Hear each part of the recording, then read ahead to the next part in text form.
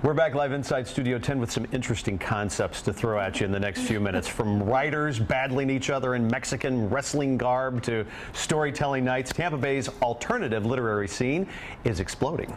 Here with details are Creative Loafing's arts into entertainment editor, Julie Garisto, along with stand-up librarian Meredith Myers. Jerome, this is a first. We've never had a stand-up librarian on Studio 10. And one of the few people we've had on with a master's degree. Yes. That's right. I mean, most people haven't had me on. I don't know. I'm happy to do more events, more shows. So do you do comedy in the library, or how does that work exactly? I'm a stand-up comedian of 12 years, okay. And then I love books and love reading, so I decided to get my master's degree in Library and Information Sciences from USF, and I graduated at a time when all the hiring freezes started. So I decided to still be an advocate for libraries, and I combined my comedy career with my library career and created standuplibrarian.com, where I now perform literary comedy across the country at book events and libraries, promoting, libraries and literacy. So your microphone is kind of clinking against. Is it against my fake glasses? Against the fake glasses, yeah. Every librarian needs to have glasses. Where did you end up meeting our librarian, our stand-up librarian here? And this is perfect for Creative Loafing's issue. We were in touch when she was doing the Antiquarian Book Fair, which is a big event that happens annually, revolving around books and old books and everything literary. And then she helped host. She hosted an event called Broad Comedy, and I read at the event. I read from Fran Lebowitz.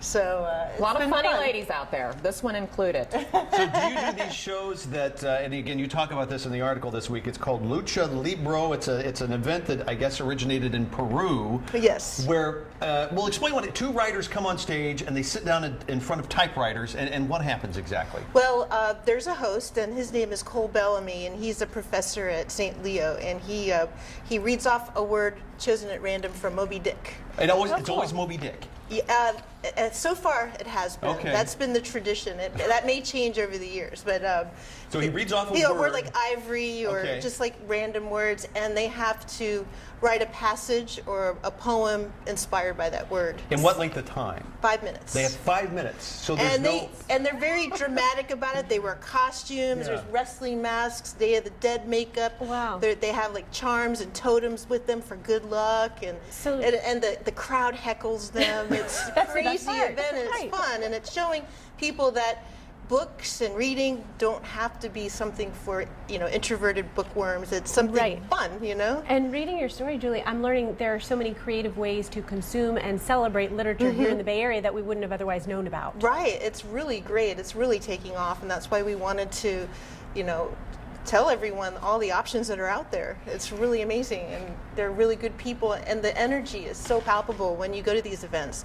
People are having a really great time. And they're drinking sometimes, which I just did a Bloomsday James Joyce event where I was sponsored by Guinness, and Cole was one of my readers. We had 18 readers, and it was just a blast to take classic literature and then mash it up with beer and have fun. Now, did you read from Ulysses? Ulysses, and I read it in 3 weeks. Have you read Ulysses? I read Ulysses, 786 pages in 3 weeks. And here's the thing, if you've never read Ulysses, I've attempted to read it. I maintain that it's unreadable. I don't know how you got through it, because it's a lot of this surreal imagery, and I mean, you have to work at it to finish that book. I worked at it, don't you worry 3 weeks, reading Ulysses in 3 weeks is like speed reading. And I was organizing it too, so I was combining, I wanted 18 readers to read from the 18 episodes, and I'm a literary fashion designer, so I was creating James Joyce inspired fashions. I have like 40 different costumes. Well, like what would be James Joyce inspired? I wear all shamrocks. I wore an eye patch. Suspenders?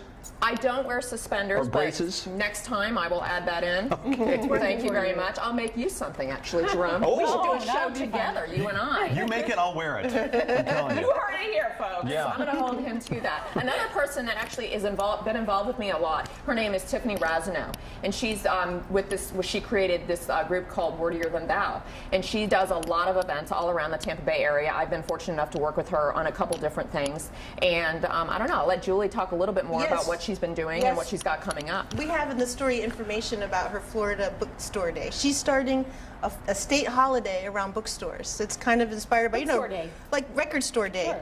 if you're familiar with that, that happens in mid-April every year. Like we all go out to the indie record store shops. Well, now she's doing it for bookstores. Love it. And it's going to be all kinds of fun stuff happening around that. And that's November 15th, I believe, right? Yeah. And you can read. We're totally out of time, by the way. Thank you both for being here. Read more about Meredith. Yes, that's right, and so much more. Pick up a copy of this week's Creative Loafing or check out cltampa.com. Thank you, ladies. And Meredith's website, check her out at standuplibrarian.com. Thanks again, ladies.